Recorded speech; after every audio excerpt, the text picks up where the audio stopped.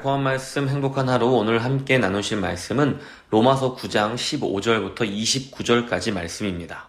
모세에게 이르시되 내가 궁휼히 여길 자를 궁휼히 여기고 불쌍히 여길 자를 불쌍히 여기리라. 그런즉 원하는 자로 말미암음도 아니요 다른 박질하는 자로 말미암음도 아니요 오직 긍휼히 여기시는 하나님으로 말미암음이니라.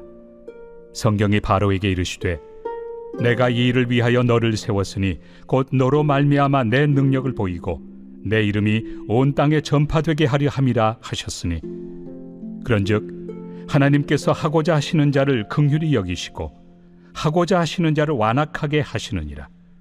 혹 내가 내게 말하기를 그러면 하나님이 어찌하여 허물하시느냐 누가 그 뜻을 배적하느냐 하리니 이 사람아 내가 누구이기에 감히 하나님께 반문하느냐 죄음을 받은 물건이 죄은 자에게 어찌 나를 이같이 만들었느냐 말하겠느냐.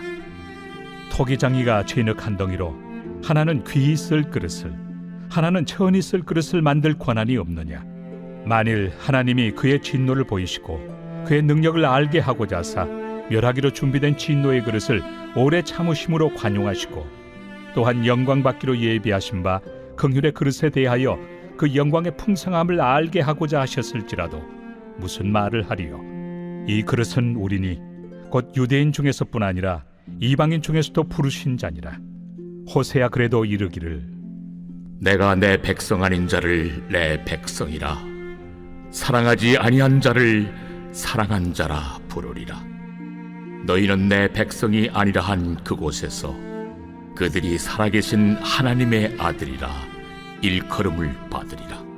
또 이사야가 이스라엘에 관하여 외치되 이스라엘 자손들의 수가 비록 바다의 모래가 들지라도 남은 자만 구원을 받으리니 주께서 땅 위에서 그 말씀을 이루고 속히 시행하시리라.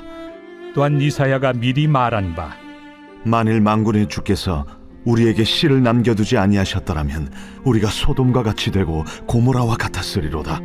함과 같으니라.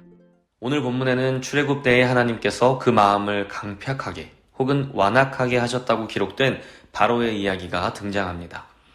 그리고 이어서 토기장이와 진흙의 이야기를 통해 주권자이신 하나님과 피조물인 사람의 관계에 대하여 설명합니다. 우리는 이 두 이야기를 통해서 구원에 대한 우리의 운명이 우리에게 달려있지 않다는 것을 알게 되지만 한편으로는 장의인의 손에서 그저 처분을 기다리는 도자기처럼 비참하고도 무력한 마음이 들지도 모르겠습니다. 그러나 이 본문은 한 개인의 구원에 관한 운명론적인 설명이 아닙니다.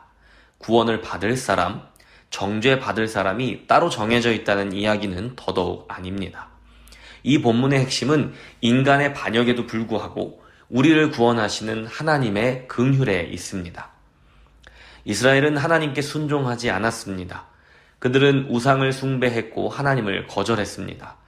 그러나 하나님의 주권적인 부르심과 그분의 신실하심 때문에 하나님께서는 반역한 이스라엘 중에서 남은 자들을 따로 부르셔서 자신이 하신 약속을 성취하셨습니다.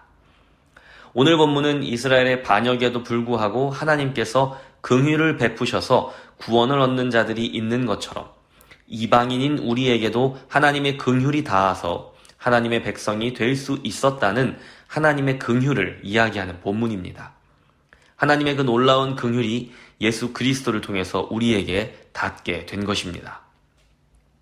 바로의 완악함은 그 스스로의 완악함입니다. 착하고 반듯한 바로의 마음을 하나님이 들쑤셔서 완악해진 것이 아닙니다. 하나님은 완악해진 바로를 내버려 두시는 심판의 행위를 하신 것입니다. 그리고 바울이 본문에서 부각하는 것은 그렇게 완악한 바로와 다를 바가 없이 똑같이 완악한 우리 모두에게 하나님께서 긍휼을 베풀어 주셨다는 사실입니다. 무엇이 놀라운 일일까요?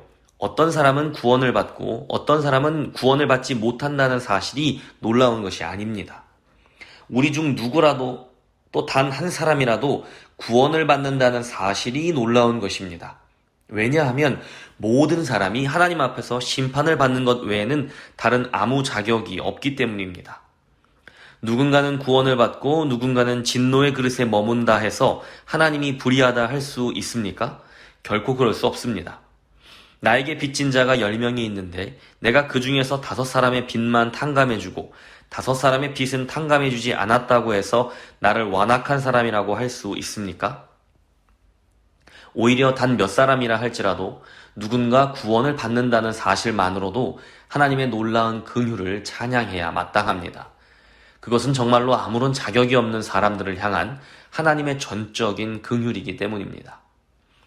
이스라엘이 하나님의 백성으로 선택받은 것은 전적으로 하나님의 주권적 선택이었으며 그들 중 소수의 남은 자들만이 구원을 얻는 것도 하나님의 주권적 선택이었고 이제 하나님의 백성의 이방인들도 들어가게 되는 건 역시 처음 이스라엘을 선택했던 것과 그 원리가 전혀 다를 것이 없습니다. 모두가 전적으로 하나님의 긍휼입니다.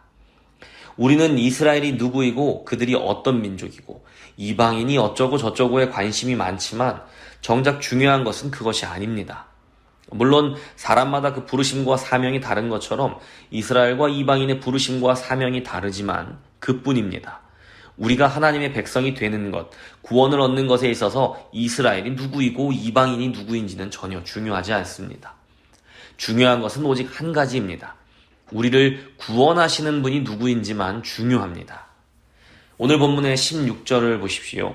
그런즉 원하는 자로 말미암음도 아니요 다른 박질하는 자로 말미암음도 아니요 오직 긍휼히 여기시는 하나님으로 말미암음이니라.